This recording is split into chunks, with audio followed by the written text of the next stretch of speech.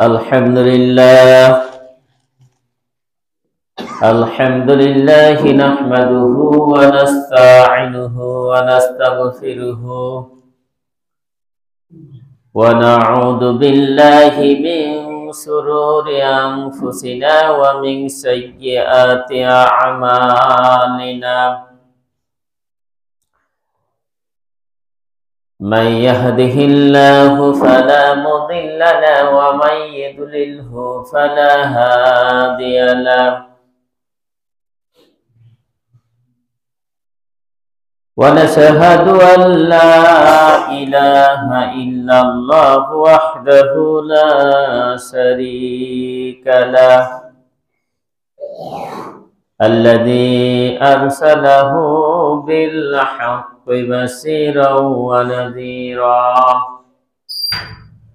وداعيا إلى الله بإذنه وسراجا منيرا. أما بعد، أعوذ بالله من الشيطان الرجيم. بسم الله الرحمن الرحيم. إنا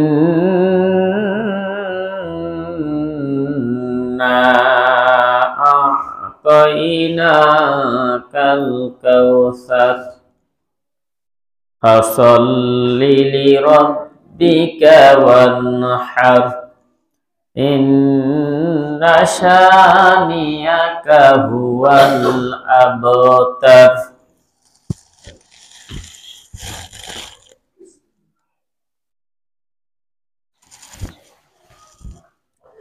الحمد لله نحمده ونستعينه ونستغفره ونؤمن به ونتوكل عليه ونعوذ بالله من شرور أنفسنا ومن سيئات أعمالنا. من يهده الله فلا مضل له ومن يضلله فلا هادي له. ونشهد أن لا إله إلا الله وحده لا شريك له الذي أرسله بالحق بشيرا ونذيرا وداعيا إلى الله بإذنه وسراجا وقمرا منيرا. أما بعد، أعوذ بالله من الشيطان الرجيم. بسم الله الرحمن الرحيم. إنما وليكم الله ورسوله والذين آمنوا الذين يقيمون الصلاة ويؤتون الزكاة وهم راكعون.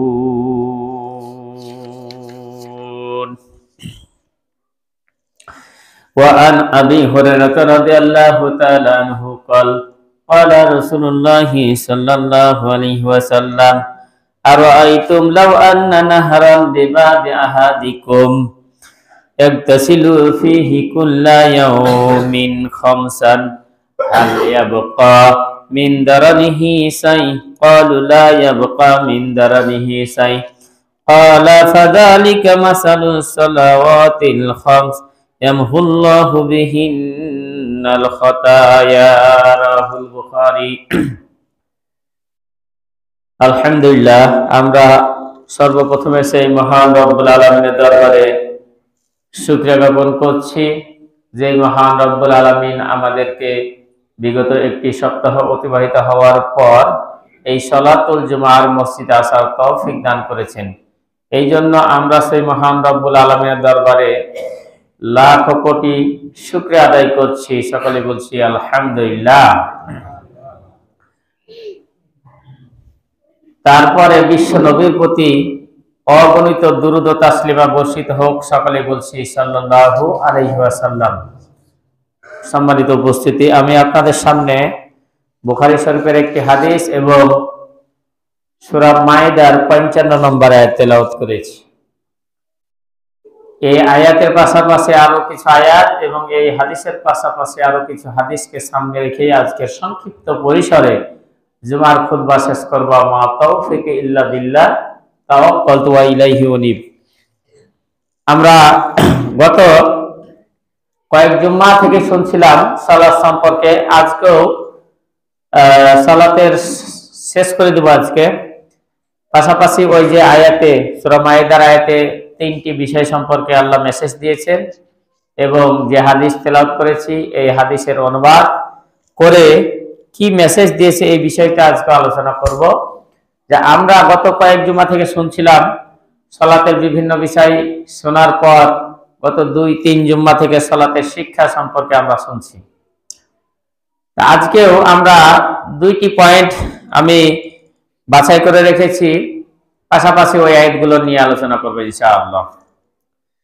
তা আমরা গত জুমায় শুনছিলাম যে সালাতের শিক্ষা অনেক রয়েছে, তার মধ্যে সব শেষে যেটা ছিলাম যে সালাত আমাদেরকে ধৈর্য শিক্ষা দেয়। আমরা মসজিদে যখন ঢুকে যাই, সালাত যখন আদায় করি, নামাজ যখন আমরা পড়ি, তখন যতটুকু সময় লাগে আমরা এই নামাজ চলাকালীন কেউ কিন্তু কথা বলি না। খুবই সমস্যা যদি না হয়, এমার্জেন্সি প্রবলেম যদি না হয়, তাহলে আমরা নামাজে যতক্ষণ পর্যন্ত সালাম ফিরা না হয় ততক্ষণ পর্যন্ত আমরা নামাজে কেউ অধৈর্য হই না।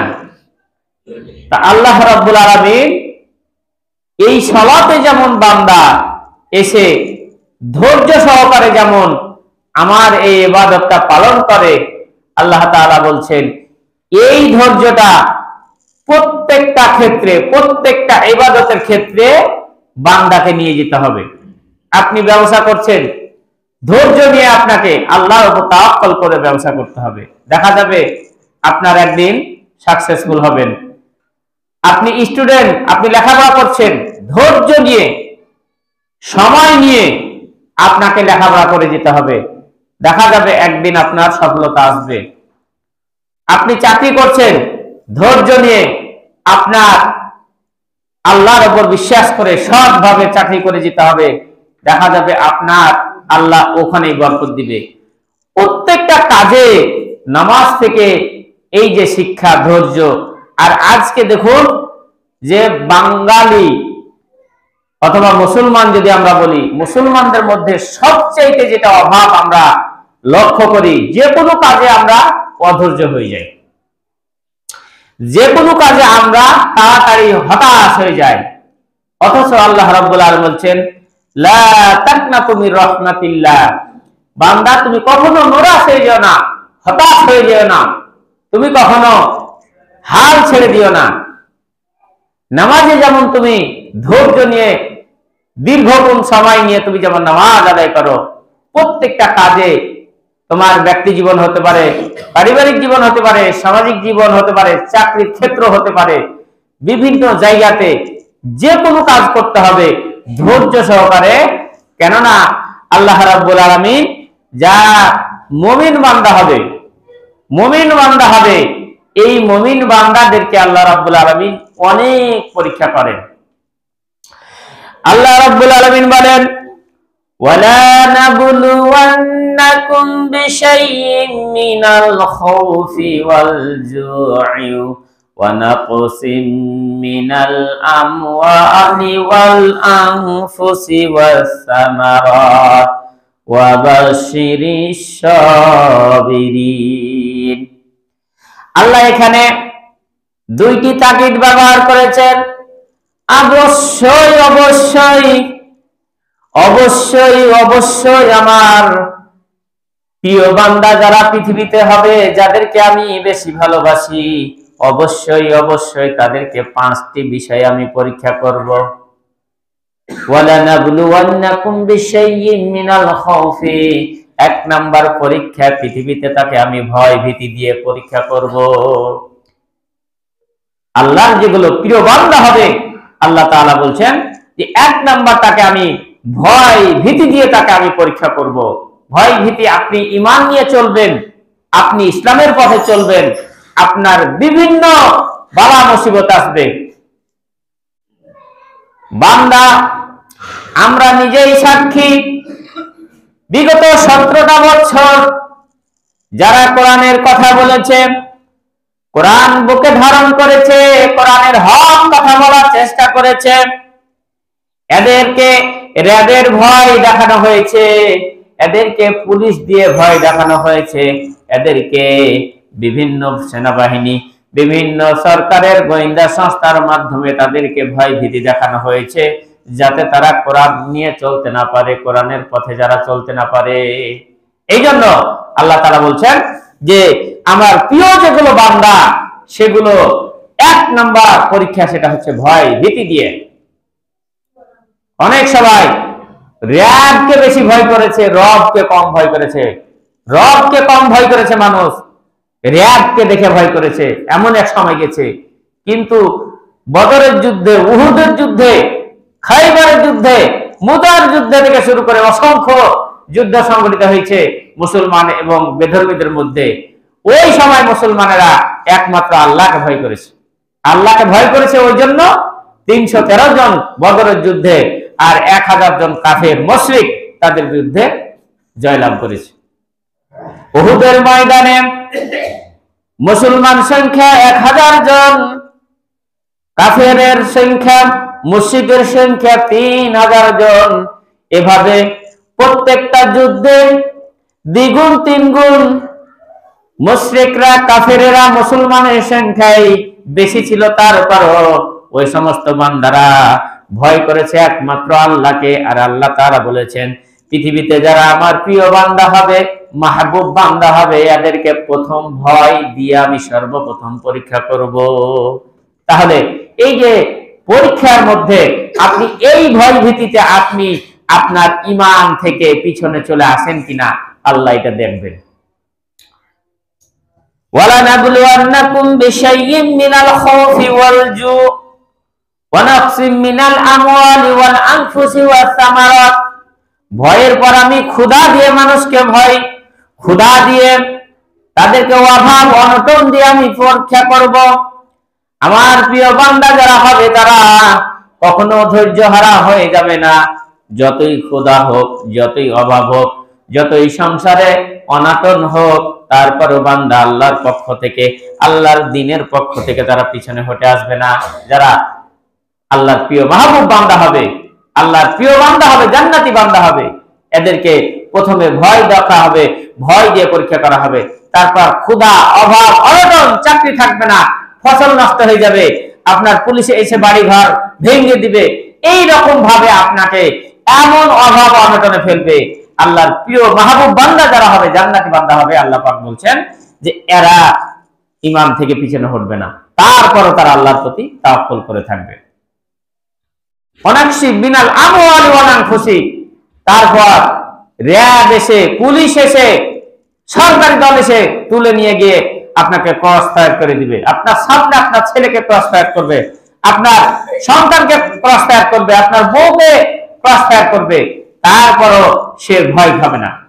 আপনার জোর করে ধান কেটে নিয়ে চলে যাবে, গোলা থেকে ধান বের করে নিয়ে চলে যাবে, টাকা পয়সা ব্যাংক ব্যালেন্স ছিনতাই করে নিবে, এই যে নিজের জান এবং মাল ক্ষতি করবে। তারপরও আল্লাহ তাআলা বলছেন এত কিছুর পরও এই বান্দাগুলো আল্লাহর পথে, দ্বীনের পথে অটল থাকবে।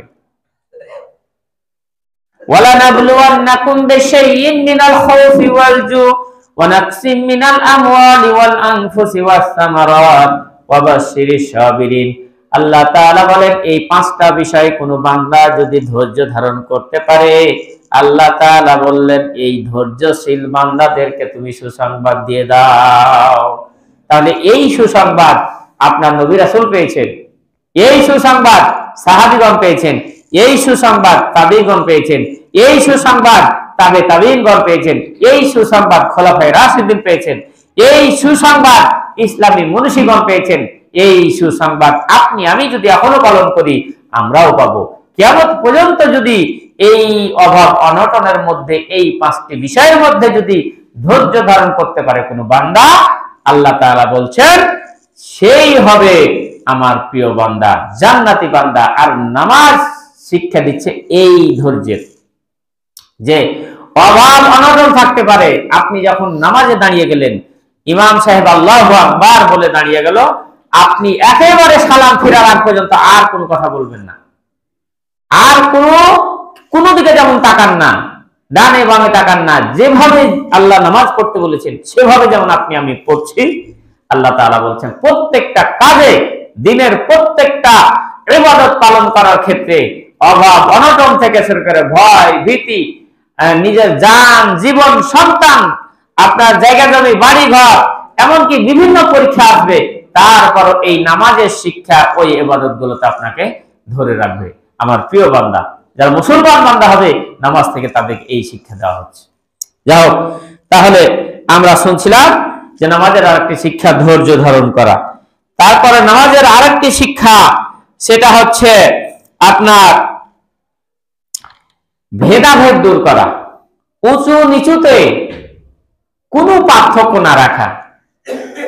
আপনি দেখেছেন যে উঁচু নিচু, বড় লোক ছোট লোক, সাদা কালো, কোনো ভেদাভেদ থাকে না যখন মসজিদের মধ্যে থাকে আছে। অর্থাৎ মসজিদে যখন ঢুকে গেলেন সবাই আমরা একাকার হয়ে গেলাম, মনটা ফ্রেশ হয়ে গেল।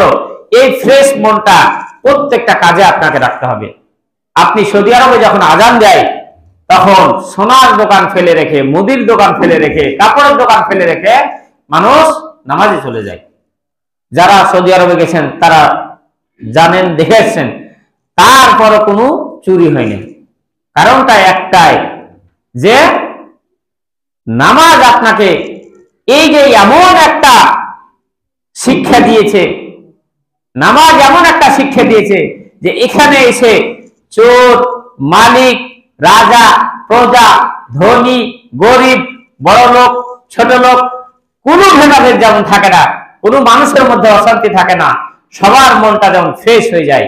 আল্লাহ তাআলা বলছেন যে এই রকম ফ্রেশ মন মাইন্ডে প্রত্যেকটা সেকশনে যদি নিয়ে যায়, সোনার দোকান পড়ে থাকলো, একটা লোক সোনা নিয়ে যাওয়ার চিন্তাও করবে না। বান্ডিল বান্ডিল টাকা যদি রাস্তাতে পড়ে থাকে, একটা মানুষও আপনার টাকা ছুঁয়ে দেখবে না। এমন এক সমাজ কিন্তু তৈরি হয়েছিল মদিনায়, এখনো আছে। এখনো তো সৌদি আরব আগ্রা থেকে অনেক শয়তান হয়ে গেছে, যে রাজা আসছে এখন বর্তমানে ওই সালমান, তো আপনার মেয়েদেরকে খেলার অনুমতি দিয়েছে, হল চালু করেছে, তারপর ফুটবল খেলছে, ড্রাইভিং লাইসেন্স, রেসলিং থেকে শুরু করে ওই আমেরিকার নর্তকীরা এসে দেখা গেল সৌদি আরবে কনসার্ট করতেছে, বিভিন্ন রকমের এখন অনেক পাপ হচ্ছে সৌদি আরবে, অনেক পাপ হচ্ছে। তারপরও তারা কিছু কিছু আইন এখনো আল্লাহর আইন পালন করে। চুরি করলে হাত কেটে নেয়, এখনো আছে। জেনা করলে আপনার সরাসরি রজম করে তার ফাঁসি দিয়ে মেরে দিবে, এই সমস্ত কিছু কিছু আইন এখনো কিন্তু সৌদি আরবে চালু আছে। যার জন্য আল্লাহ রাব্বুল আলামিন ওই মরুভূমির বুকেও আল্লাহ শান্তি রেখেছে, ওই মরুভূমির বুকেও, ওই দেশেও সোনার দোকান ফেলে রেখে দোকানদার নির্ভয়ে নামাজ আদায় করতে যেতে পারে, নির্ভয়ে মহিলারা নিজের সতীত্ব নিয়ে রাস্তাঘাটে চলতে পারে। তাহলে কিছু আল্লাহর আইন পালন করার কারণে দেখা গেল যে এত যদি শান্তি হয়, এত যদি শান্তি হয়, আপনি চিন্তা করেন ওই পরিবেশটা যদি, ওই বিধানটা যদি আমার বাংলাদেশে আমরা চালু করতে পারি, তাহলে সৌদি আরবের চাইতে বাংলাদেশ অনেক মানে খনিজ পদার্থের দিক দিয়ে অনেক উন্নত, অনেক উন্নত। আপনি যেখানে আঙ্গুল দিয়ে একটা গাছ লাগাই দিবেন, একটা বিচি পুঁতে দিবেন, ওখানে একটা তারপরের দিন দেখবে একটা গাছ গজে গেছে। আপনি দেখেন যে জায়গাতে যেইখানে আপনি মানে বিভিন্ন সবজি চাষ করেন না কেন, যারা শহরে বসবাস করে আজকে দেখা গেল ছাদের উপরেও তারা শাকসবজি তৈরি করছে, ওই ছাদের উপরেও তারা মাছ চাষ করতেছে। জমিনে তো হচ্ছে, ছাদের উপরেও বিভিন্ন রকমের বাগান, বিভিন্ন রকমের টব দিয়ে বিভিন্ন রকমের তারা মৎস্য চাষ করছে, কত রকমের। বাংলাদেশের প্রত্যেকটা একটা ইঞ্চি সোনার ফসল ফলার মতন জমি, এখানে একটা অবৈধ জমি নাই যেখানে আপনার কোনো কিছু হবে না, সব কিছু হবে। কিন্তু আমাদের এই সোনার দেশের মানুষগুলো যদি সোনার হতো তাহলে সিঙ্গাপুরকে দেখা লাগবে না, অস্ট্রেলিয়াকে দেখা লাগতো না, আমেরিকাকে দেখা লাগতো না, এই সোনার বাংলাদেশই সব দেখতে আসতো। কিন্তু আমাদের দেশের মানুষজন আমরা হয়ে গেছি ওই সমস্ত মানুষের তাবেদারি করছি, যারা আমেরিকা, যারা চাই না কখনো ইসলাম প্রচার হোক। তো এই নামাজ আপনাকে শিক্ষা দিচ্ছে যে এখানে যেমন কোনো অশান্তি থাকে না, ভেদাভেদ থাকে না, কোনো মানুষের মধ্যে মতপার্থক্য থাকে না। এই মতপার্থক্যর এটা যদি আমরা বাইরে যাই, বাইরে দিয়ে যেতে পারতাম, কিসের আওয়ামী লীগ, কিসের জামাত, কিসের বিএনপি, কিসের জাতীয় পার্টি, দেশ হচ্ছে সবার, যেভাবে হবে সে দায়িত্ব পালন করবে। দুনিয়াতে কেউ কখনো সারা জিন্দগি বেঁচে থাকবে না, সারা জিন্দগিতে দুনিয়াতে কেউ থাকতে আসেনি। আপনার আগে আপনি যে বাড়িতে বসবাস করছেন, আমি যে বাড়িতে বসবাস করছি, এই বাড়ির মালিক ছিল আমার বাবা, আমার বাবার আগে ওই বাড়ির মালিক ছিল আমার দাদা, তার আগে তার দাদা করতে করতে আদম পর্যন্ত চলে যাবে। আপনি আমি খালি শেষ হয়ে চলে যাচ্ছি। আমি জায়গা জমি করতে করতে করতে করতে আমার চুল দাড়ি পাকিয়ে দিচ্ছি। আমরা মায়ের পেট করতে করতে ভাই বোন থেকে শুরু করে এর জমি মারা, ওর জমি মারা, ভাইয়ের হক মারা, বোনের হক মারা, ছেলের হক মারা, এগুলো আমরা করতে পারছি। খালি দলিল চেঞ্জ হচ্ছে, মালিক চেঞ্জ হচ্ছে, কিন্তু জমি থেকে যাচ্ছে। দেখা গেল একদিন আপনি আছেন, আপনি চলে যাবেন, আমি আছি, আমি চলে যাব, আপনার ছেলে আসবে, আপনার ছেলে চলে যাবে, আপনার পোতা নাতি আসবে, তারা চলে যাবে। এরকম করতে করতে একদিন কিয়ামত হয়ে যাবে, পৃথিবী থেকে যাবে। এই জন্য আল্লাহ রাব্বুল আলামিন বলেন, ওয়া মা হাযিহিল হায়াতুদ দুনিয়া ইল্লা লাইবু ওয়া লাহাবুন ওয়া ইন্নাদ দারাল আখিরাতা লাহিয়াল হায়াওয়ানু লাউ কানু ইয়ালামুন। মানুষেরা কি জানে না এই পৃথিবী করে, মানুষ নিজের বাড়ি করে, জায়গা জমি করে, ব্যাংক ব্যালেন্স করে। আসলে দুনিয়াটা কিছুই নয়, এই দুনিয়াটা খেলতামাশার একটা জায়গা মাত্র। একটা স্টেডিয়ামে যেমন খেলা হয়, আজকে খেলা হলো 90 মিনিটের একটা ফুটবল ম্যাচ খেলা হলো, এই খেলা শেষ হয়ে গেল, ওই খেলার কথা কেউ আর বলবে না। আগামী 2 দিন পর আবার একটা ম্যাচ হবে, আরো 2 টিম খেলবে, আবার পর খেলা হবে, ওই স্টেডিয়াম থাকবে। আপনি একদিন খেলবেন, আর একদিন আরেকজন খেলবে, আর একদিন আরেকজন খেলবে, এরকম মানুষ আসবে যাবে, প্লেয়ার আসবে যাবে, স্টেডিয়ামই থেকে যাবে। তো এই পৃথিবীটা হচ্ছে একটা খেলার ক্ষেত্র, খেলার মাঠ। আপনি এসেছেন, আপনার বাবা এসেছিলেন, আপনার দাদা এসেছিলেন, আপনার এইভাবে উত্তরসূরি করতে করতে আদম আলাইহিস সালাম পর্যন্ত পৃথিবীতে মানুষ এই পৃথিবীটাকে শাসন করেছে। সবাই চলে গিয়েছে, আপনিও চলে যাবেন, আমিও চলে যাবেও। তাই বান্দার উচিত হবে সময় থাকতে আপনার আখের গোছানো। আপনার সময় থাকতে আপনার আমার আসল ঘর যেটা, ওয়া ইন্না দারাল আখিরাতা লাহিয়াল হায়াওয়ানু লাউ কানু ইয়ালামুন, আসলে তো বান্দার আসল ঠিকানা হচ্ছে আখিরাত। বান্দা বুঝলে তো, বান্দা চিন্তা ভাবনা করলে তো, এটা তো আসল ঠিকানা নয়, এটা হচ্ছে ক্ষণস্থায়ী ঠিকানা। বাল তুসিরুনাল হায়াতাদ দুনিয়া ওয়াল আখিরাতু খায়রু ওয়া আবকা। আল্লাহ তাআলা এই সমস্ত নাফরমান বান্দাদেরকে হুমকি দিয়ে সতর্ক করে বলছেন, এত কিছু করে বুঝার পর তোরা যারা বুঝিস না, তারা শুনে রাখ, এই দুনিয়া আসলে কিছুই নয়। বাল তুসিরুনাল হায়াতাদ দুনিয়া, এই দুনিয়া যে আসলে কিছু নয়। তারপরও যারা দুনিয়া করছো তাদেরকে আল্লাহ পাক বলছেন, তারপরও যারা দুনিয়াকে বেশি প্রাধান্য দাও, তোমরা শুনে রাখো, ওয়াল আখিরাতু খায়রু ওয়া আবকা, এই দুনিয়া আসলে কিছু নয়, আখিরাতটা হচ্ছে বেশি উত্তম এবং বেশি স্থায়ী। ওয়াল আখিরাতু খায়রু, দুনিয়াটা হচ্ছে এই আখিরাতের তুলনায় একেবারে নগণ্য। এই দুনিয়ার তুলনায় আখিরাত খুবই উৎকর্ষ, খুবই ভালো। ওয়া আবকা, এবং স্থায়ী, যেখানে গেলে আর আপনার মরণ হবে না। যেখানে আপনি একবার যদি জান্নাতে চলে যান, আমি যদি একবার জান্নাতে চলে যেতে পারি, আমার আর ওখানে মৃত্যু হবে না। তাই আল্লাহ তাআলা এই যে জমিনটাকে, এই মসজিদটাতে যে রকম আমরা ভেদাভেদ ভুলে গিয়ে যে রকম নামাজ আদায় করতেছি, যে রকম জুমার নামাজ থেকে দূরে রাখে, এই নামাজে যখন আমরা দাঁড়িয়ে যাই আর নামাজ যারা